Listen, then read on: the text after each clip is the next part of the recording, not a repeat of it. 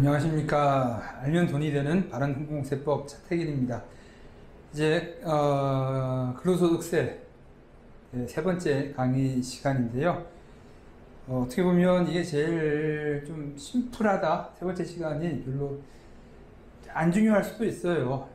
안 중요할 수도 있으니까 일단은 그런 게 있나 보다 하고 넘어가시면 되겠습니다. 지금 47페이지 할 차례인데요. 다시 한번 9페이지, 56페이지. 그냥 다시 한번 보고 진도 나가도록 할게요. 근로소득이 있으면 거기서 기본공제를 빼고요. 그러면 순근로소득이 나온다. 그리고 인적공제를 빼주어서 과세표준이 나옵니다. 까지 해서 설명을 드렸어요. 이 로직을 지금 알고서 지금 우리가 어디를 가고 있는지 생각을 하셔야 돼요. 기본공제 빼고 그 다음 다시 인적공제를 뺐을 때 과세표준이 나오는 거고요. 기본공제만 뺐을 때는 순근로소득에다가 15%를 곱할 수가 있고요. 과세표준에다가는 누진세율을 적용할 수가 있다. 지난 시간에 우리가 한번 찾아본 내용이에요. 그러면 공제 중에서 기본공제와 인적공제를 지금 이제 공부를 할 시간입니다. 그래서 47페이지 다시 돌아오시면 기본공제 이하 항목은 기본공제 항목으로 개인소득세 과세표준 산정 시 공제 가능하다 해서 쭉 나열을 하고 있는데 공제 항목 지금 이제 볼게요. 지금 우리가 4번 공제 항목에서 기본공제 보고 있죠. 다시 56페이지 가서 우리 지금 기본공제 보는 거예요. 이해되시겠죠? 그 다음에 그럼 인적공제 따로 나올 거 아닙니까? 그래서 인적공제는 어디 있나 가서 볼까요? 인적공제는 한참 가면 51페이지에 있네요. 인적공제. 기본공제와 인적공제를 지금 나눠서 보고 있는 중입니다. 그래서 지금 기본공제를 먼저 봐야 되겠죠. 당연히 앞에 있으니까. 그럼 기본공제 47페이지 맨 위에 줄 보시면 기본공제에 또 주석 달려 있어요. 아래 내려가서 보시면 일부 자료에서 기본공제를 일반공제 또는 필요경비공제와 특별공제로 나눠서 설명하는 경우도 있는데 이건 굳이 구분할 필요가 없다라고 해서 그냥 간편하게 제가 기본공제로 다 묶어서 설명을 드립니다. 그래서 영어로 표시하는 거 그냥 디덕션이 많이 나와요. 그래서 지금 디덕션만 다 묶어서 제가 그냥 한 번에 allowable 디덕션, 그 다음에 컨세셔널 디덕션 다 묶어서 그냥 디덕션으로 해버리고 기본공제로 묶어버렸어요. 그래서 다른 어떤 해설책들 아니면 블로그 같은 데도 보시면 디덕션에 대해서 나눠서 또 설명한 데가 있으니까 걔는 그렇게 나눠서 했구나. 근데 저희 설명, 제 교재에서는 그걸 구분할 실익이 없어서 하나로 묶어버렸습니다. 인적공제와 나머지 디덕션, 기본공제로 나눠서 설명을 드리는 거니까요. 좀 그렇게 아시고 여러분이 다른 거 보시면 헷갈릴 수 있어요. 딴 데서는 일반공제라고 하고 그다음에 특별공제 막 나오니까 여기는 특별공제 이 책에는 없네? 없는 게 아니에요? 어떻게 해요? 묶어서 설명한 거예요. 디덕션을 묶어서 그냥 기본공제라고 다 일괄 표현한 거기 때문에 이 책에는 특별공제도 없어 그렇게 생각하시면 안 돼요. 묶어놓은 거예요. 양가로 1번 지금 소득 창출과 관련해서 전적이고 배타적으로 지출된 비용으로 신청 가능한 모든 지출을 의미한다. 그러나 개인 또는 가족과 관련된 지출 및 재본적 지출은 공제 불가하다. 집에서 가족들하고 밥 사 먹은 거, 여러분 지금 우리가 지금 개인소득세 중에서 근로소득세 편을 보고 있는데 이 근로소득세가 다른 거랑 다 합산 가능하죠. 개별적으로 할 수도 있는데 그 사업소득 그 다음에 부동산 임대소득도 합산 가능한 거예요. 그때를 대비해서 이 말이 나온 거겠죠. 근로소득일 때는 이거 옷 갖다 공제할 수는 없잖아요. 양복값 갖다가 내가 근로할 때 입었다 해서 양복값 빼주세요 이럴 수는 없으니까. 그래서 지금 다른 사업소득 같은 경우 대비했을 때 일반적인 이야기입니다.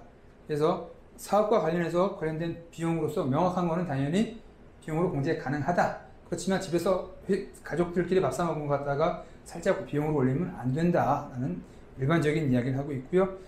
자선단체 기부금 총액이 100달러보다 적어서는 안 되며 각종 공제 및 감가상각비 후소득 금액의 35%를 초과해서는 안 된다. 뭔 말이냐면요, 여러분. 예, 여러분 여기 있는 달러는요, 당연히 우리 무슨 세법 보고 있어요? 홍콩 세법, 홍콩 달러 이야기예요. 갑자기 달러 표시 있다고 US 달러라고 착각하시면 안 되고, 예, 100원 미만으로 기부한 거는 그냥 올리지도 마세요라는 이야기예요. 예, 10원씩 기부했어요. 상관없어요. 총액은 100달러 넘어야지. 예, 10원씩 기부 두 번 한 것 같다가 이거 기부금으로 공제받으려고 하지 마세요라는 이야기입니다. 그 다음에 각종 공제 및 감가상각 후 소득의 35%를 초과하면 안 된다. 예, 한도가 있는데 어떤 한도예요? 세전 이익에 여러분 보면 여기서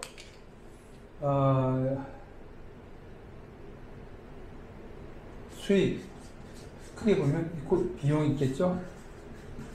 예, 비용 중에서 예, 일반 비용이 있을 거고 그래서 기부금이 있다고 두 개로 나눠볼게요. 비용은. 예. 그러면 예, 기부금을 10,000원 썼다고 합시다. 그러면 10,000원을 다 인정해 줄 거냐라는 이야기예요. 아니다라는 이야기죠. 뭐예요? 기부금을 제외한 일반 비용까지 했을 때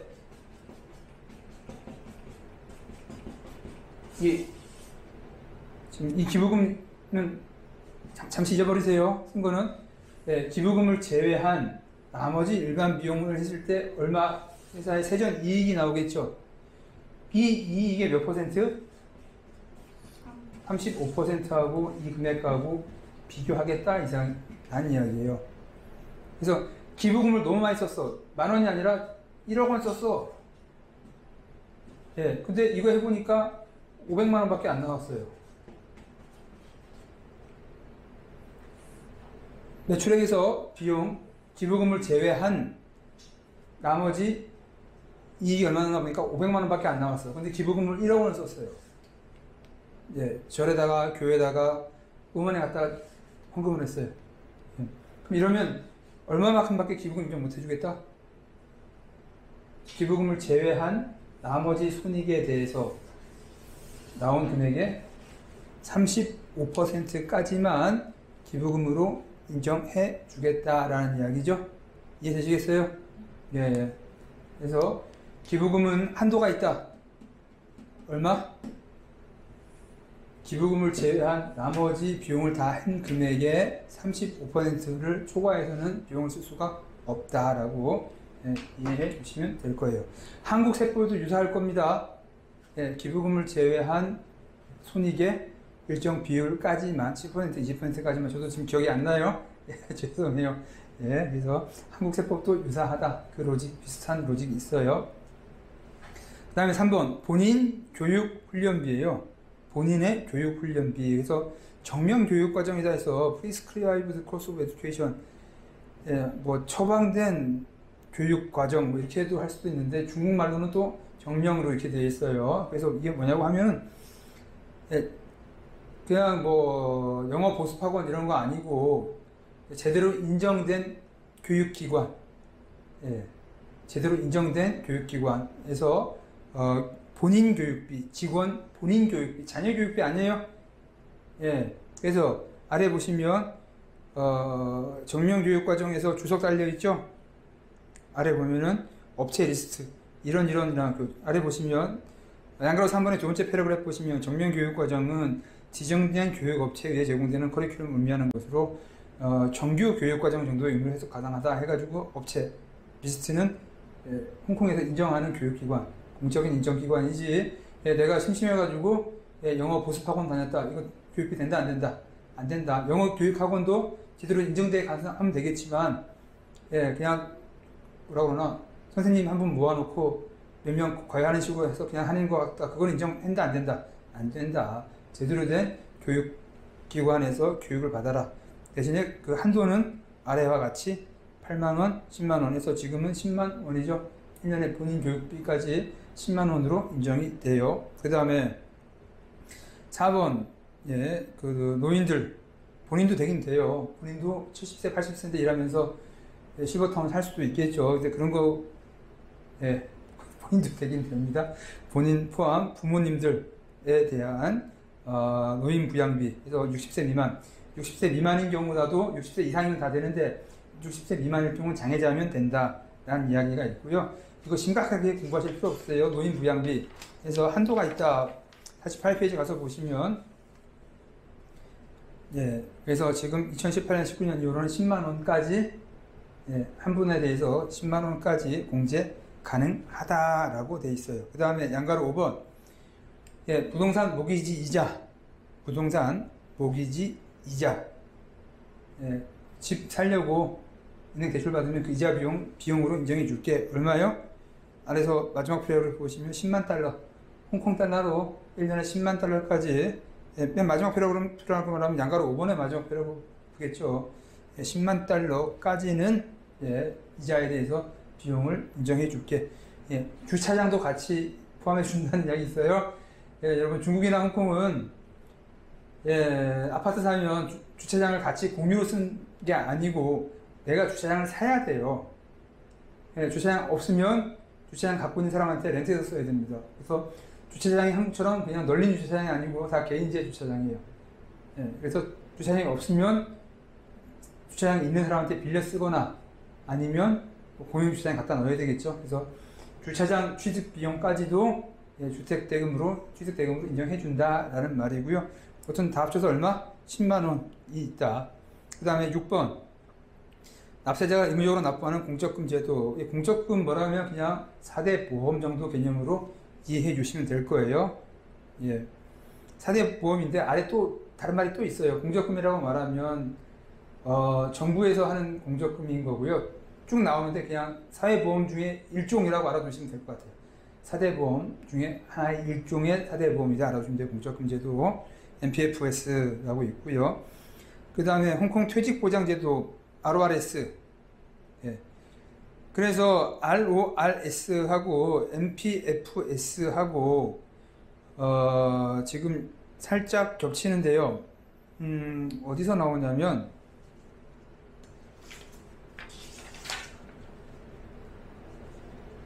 예, 50페이지 가서 볼까요? 지금 별거 아닌 이야기인데,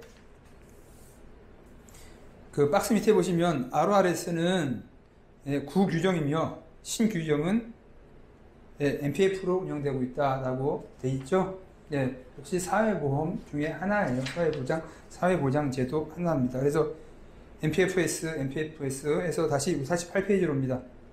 그래서, 예, RORS 퇴직보험 옛날에 있는 제도 계속 가입해 있던 사람 그걸로 가겠죠. 새로 되어 있는 거는, 예, MPFS인 거고, 예, 그래서 사회보험 같은 거 한도 내에서 납부한 거는 인정된다라는 이야기예요. 그래서 그럼 여러분 생각해 보세요. 예, 우리가 급여소득을 받으면요, 예, 여러분이 국민연금 한국에서 국민연금 납부하는 방안에 두 가지가 있을 수 있어요. 예, 급여 받은 사람은 회사에서 띄어서 자동으로 납부를 하죠. 회사 납부분 얼마, 개인 납부분 회사 같이 납부를 하고요. 회사가 없으신 분, 아니면 휴직이라든가 아니면 잠시 잡설칭 하시는 분들, 실업 상태에 계신 분들은 자가가 스스로 납부할 수도 있어요. 스스로. 예. 그래서 스스로 납부하는 거는 만약에 직장인 같은 경우는 여러분 회사에 납부하지만 내가 더 원하면 신고해서 납부하면 될까요? 안 될까요? 실업자인 상황에서 납부돼요? 안 돼요? 되잖아요. 예. 그래서 지금 여기 있는 것처럼 48페이지 다시 돌아올게요. 예. 세법에서 규정이 돼 있다는 거예요. 국민연금도 네가 이만큼 납부하는 것까지는 비용을 인정해 줄게. 근데 네가 더 원해서 한도를 초과해서 많이 납부했다. 그건 세법에서 인정 못 해주겠다는 이야기입니다.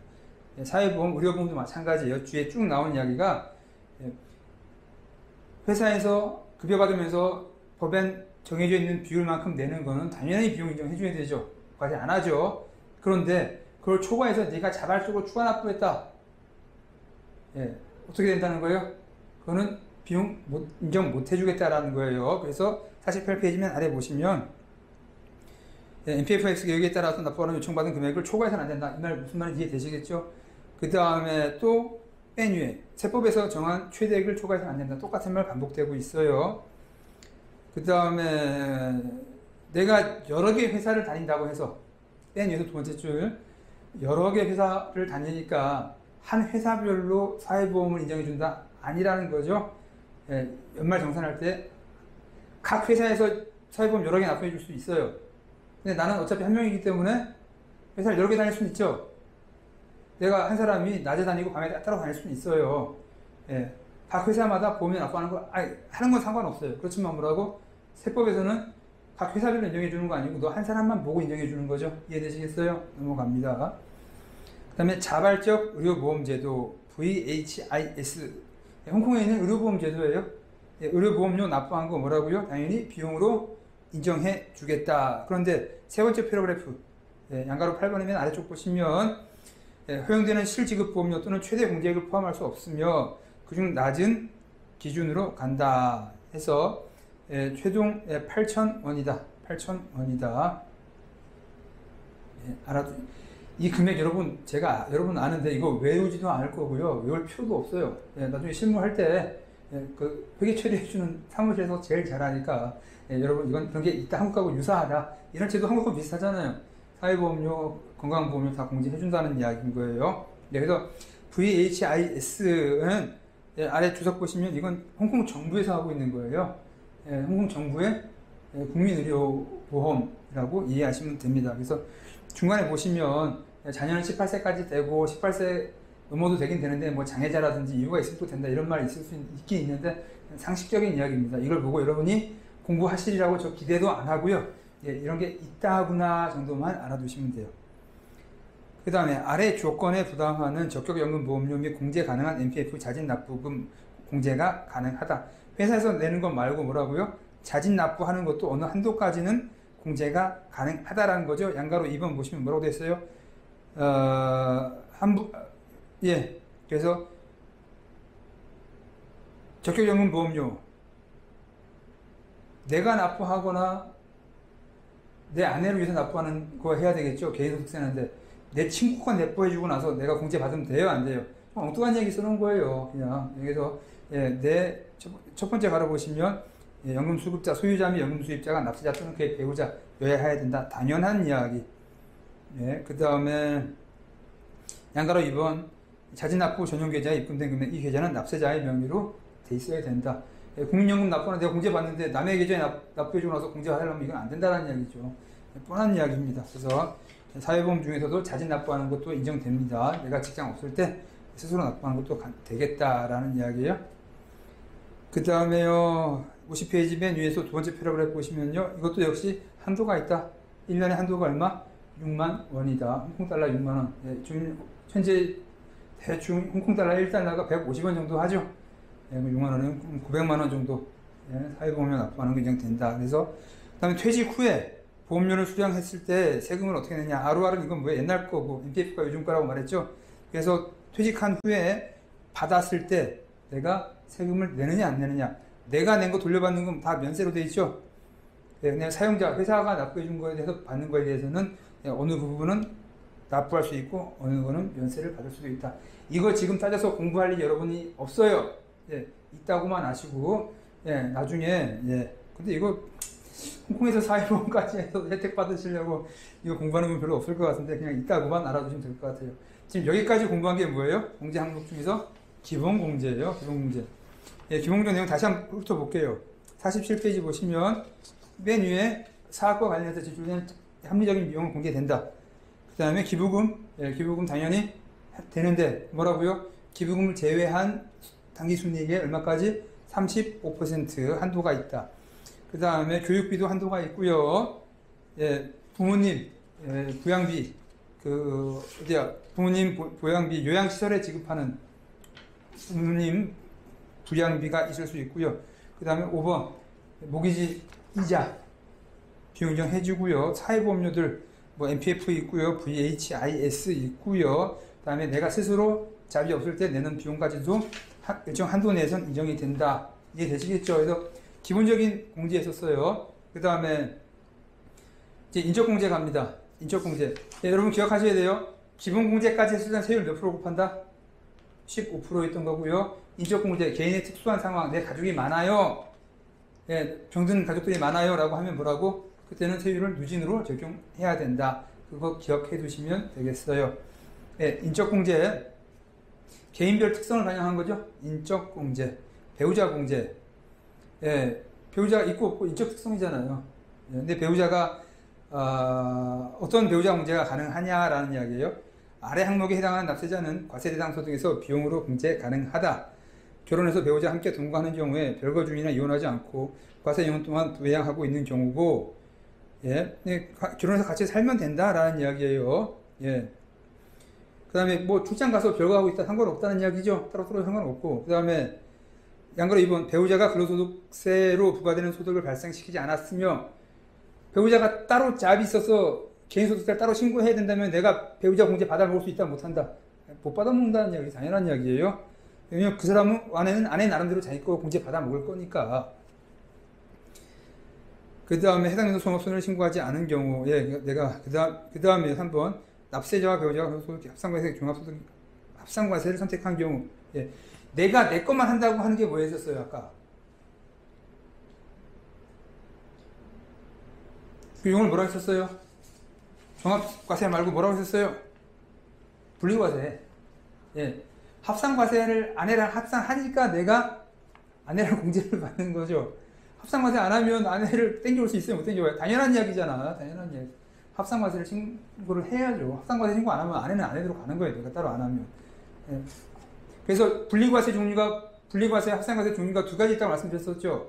사업소득에 대해서 근로소득, 부동산 임대소득, 사업소득을 합산할 거냐 말 거냐 하는 것도 합산소득 종합과세 하나의 개념인 거고, 아내하고 합칠 거냐 말 거냐도 분리과세 종합소득의 하나 다른 개념이다.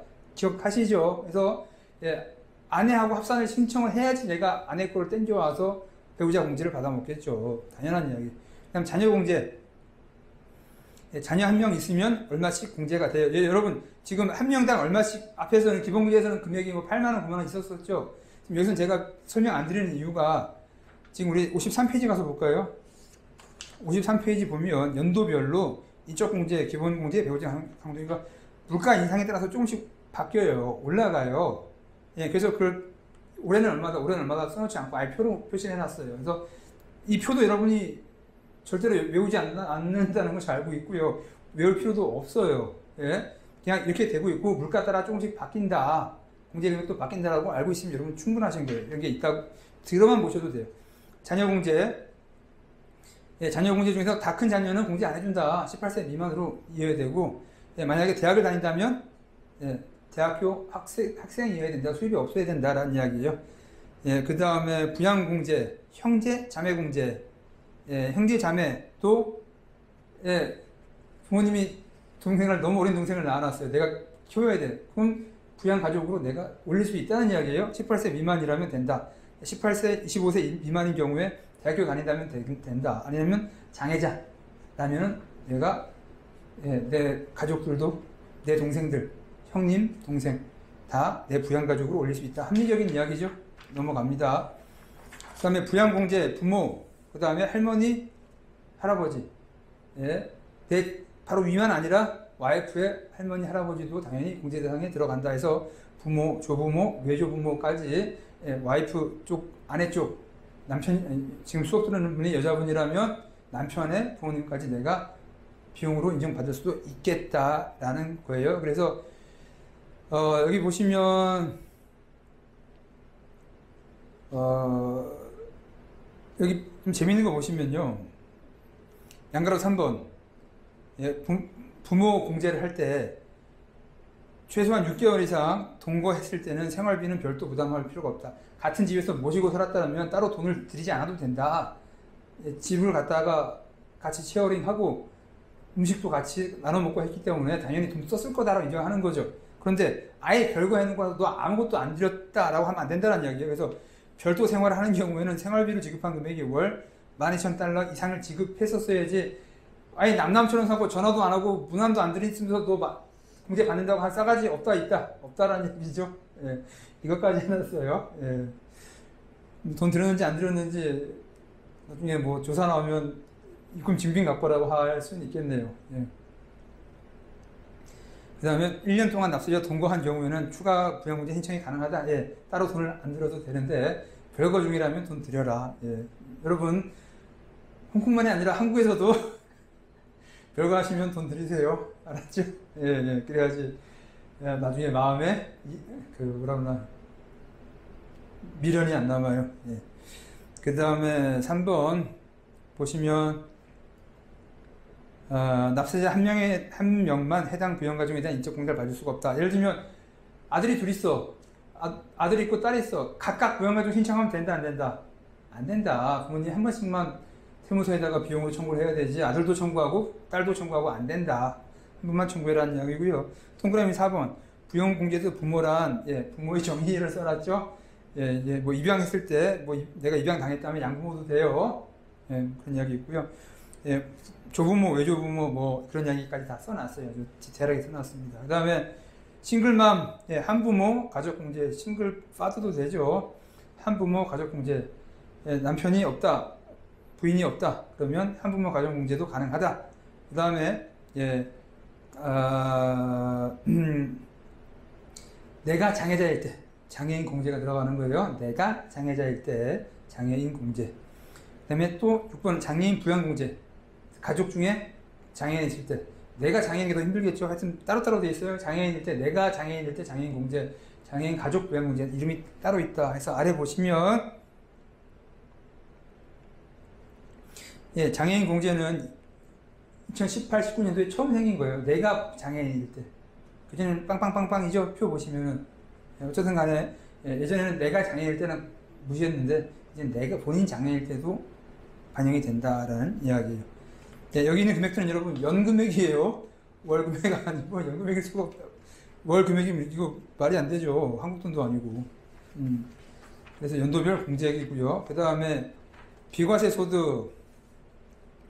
아래 소득은 근로소득세가 과세되지 않는 비과세 소득이다. 영사관 급여, 장애연금, 그 다음에 3번 본인 교육지원금, 4번 해서 아까 해고수당, 그 다음에 장기 근속 장려금, 그 다음에 배심원 소득, 마지막으로 퇴직연금 인출액. 아까 있었죠? MPF에서 내가 낸 거는 다 면세인데 회사가 부담했던 거에 대한 비율에 대해서는 어떤 경우에 과세되는 경우도 있다더라. 그 다음 세율 부분 봅니다. 그래서 과세 표준은 다시 표를 가볼까요? 이제 그 다음 페이지 다 와 있네요. 과세 표준은 근로소득에서 뭐 하고 뭘 뺀 거예요? 기본공제 빼고 인적공제까지 뺀 게 과세 표준이죠. 그럴 때는 과세 표준에다가 뭘 곱해요? 아래와 같은 비율이 세율이죠. 세율 보시면 2%부터 17%까지 있죠. 낮은 2%도 있고요. 높은 게 17%예요. 그렇죠? 제일 높은 게 지금 17%가 밖에 안 보여요. 그래서 인적공제를 빼줬을 때는 누진세율로 높은 세율로 갈 수도 있죠.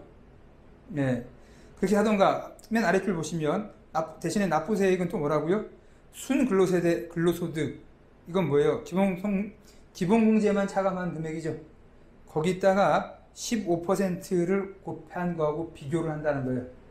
그래서 둘 중에 낮은 걸로 내라. 둘 중에 세금을 낮은 걸로 낼 수 있다. 그래서 한국 같은 경우는 세금 내는 게 둘 중에 항상 높은 걸로 내라고 되어 있잖아요. 근데 홍콩에서는 뭐예요? 인적공제를 하든가 말든가.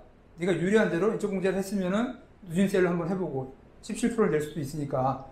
근데 만약에 인적공제가 받을 게 없다면 그냥 15%로 하고 깔끔하게 끝내자 라고 할 수도 있고요. 맨 마지막 페이지에 이제 세액공제. 이 표를 어떻게 해야 되냐면 세금이 나왔어요. 여기 보시면 다시 뒷페이지 가볼게요. 산출세액이 나왔죠. 그럼 산출세액에서 세액 감면을 말한 거예요. 세액 감면과 문제. 몇 프로를 빼줄 거냐. 세금을 과세 표준에다가 세율을 곱해서 나온 금액을 다 낼 게 아니라, 지금 세액 공제 감면, 그래서 세액 공제 또는 감면을 얼마나 해줄 거냐라는 건데, 여기 보시면 75%나 100%를 다 빼주겠대요. 그럼 세금 낼 거 없잖아요. 100% 빼준다면. 그렇게 볼 게 아니죠. 예를 들면, 과세 표준에다가 세율을 곱했더니 세액이 얼마 나왔어요? 10,000원이 나왔어요. 그럼 10,000원 나왔으면 어떻게 하겠다는 이야기예요? 2018년, 19년도에는.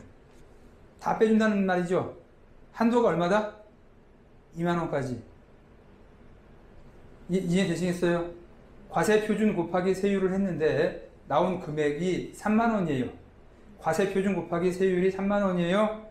그러면 2018, 19년도에 지금 19, 20도 마찬가지인데요. 그럼 몇 퍼센트를 곱해야 돼요? 100%라니까 다 빼주는 거죠. 근데 한도가 있다는 거죠. 얼마? 20,000원까지만 빼줄게. 그러니까 과세 표준 곱하기 세율이 30,000원 나왔을 때 실제 납부한 세금은 얼마나 납부하면 돼요? 10,000원만 납부하면 되는 거죠. 이해되겠어요?